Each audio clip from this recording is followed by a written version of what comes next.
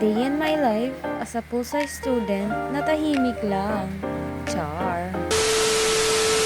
So hello everyone, ang video nga palang ito ay noong April 20 pa. Lunes nga pala yung time na to kaya ngayon ko lang siya na-i-edit. Ang init kasi. Char. So by the way, yung time nga pala nito ay may exam kami ng PAT-FIT.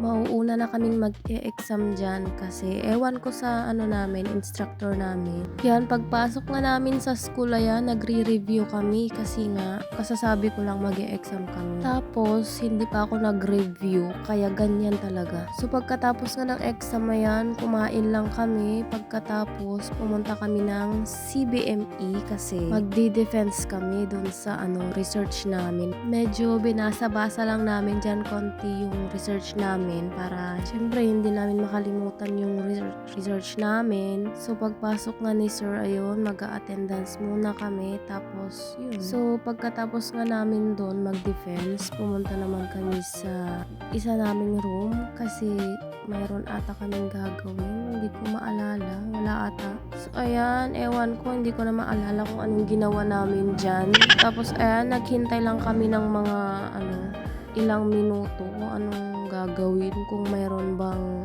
gagawin. Ano ba? So yung next pala na gagawin namin dito, pumunta kami dun sa second floor ng CAS building sa faculty room. Kasi yung pang 12 to 1 1 to 2 namin na subject, mag-recitation ata dyan. Oo. So ayan, naghintay lang kami tapos pagkatapos pumunta naman kami sa ibang building.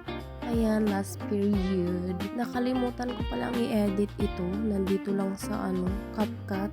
Ngayon na ako nakapag-voice over. Tapos ganito pa yung boses ko. So yan lang ang nangyari sa aming maghapon. Pagkatapos niyan, ayan, umuwi na rin kami. Kaya, salamat sa panunood. Thank you.